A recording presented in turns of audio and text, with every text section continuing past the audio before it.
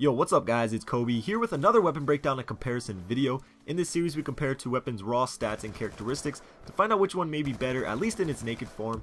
Now in today's video we're going to be covering what are most likely the two most accurate guns in the respected class, the Peacekeeper and the M27. Of course, one's an assault rifle and one an SMG, but these two guns are incredibly similar with not only their stats but how they are used in the game and just their overall attributes. So starting off with the Peacekeeper, it's got a 33 to 19 point damage, which is on par with pretty much every other submachine gun in the game. So in that aspect, it's nothing special. However, its medium damage of about 22 has an incredible range, and after some recent patches is now the longest ranged SMG in the game, which I'm sure a lot of you could probably tell by already using it. The M27 has similar stats, but it's a little stronger, being that it is an assault rifle. However, when you compare it to other assault rifles, it's weakest in its class. But as you can see, its maximum and minimum damage are really close, closer than any other assault rifle, and that makes it probably the most consistent gun in its class. Taking a look at their rates of fire, again we see similar numbers. The Peacekeeper shoots slightly slower, and you probably noticed that while using it, you can almost hear each individual shot because of how slow it is shooting. You do have the option of using rapid fire, but I highly suggest not to.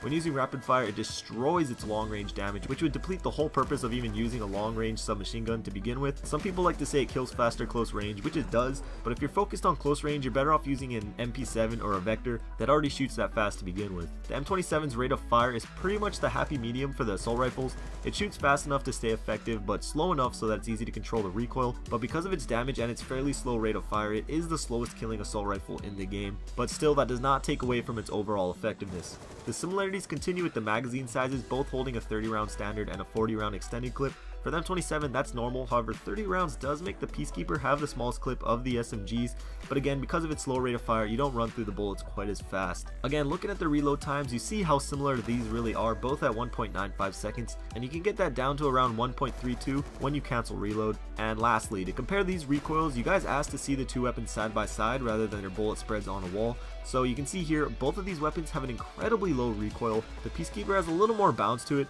but they are both still incredibly accurate. But which is better? As you guys have seen, they are very similar and almost identical in several aspects. But the kicker to me is that the Peacekeeper is a submachine gun that can be used as an assault rifle, while the M27 cannot be used as a submachine gun.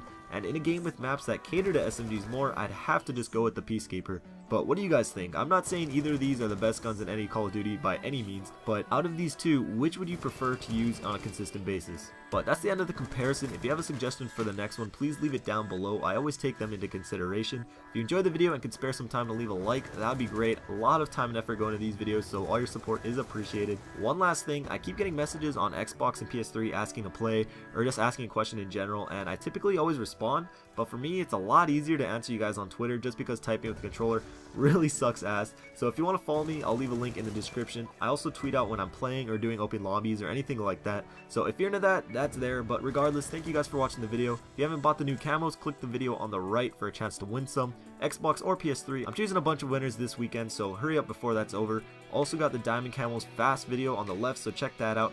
And I'll see you guys later. Peace.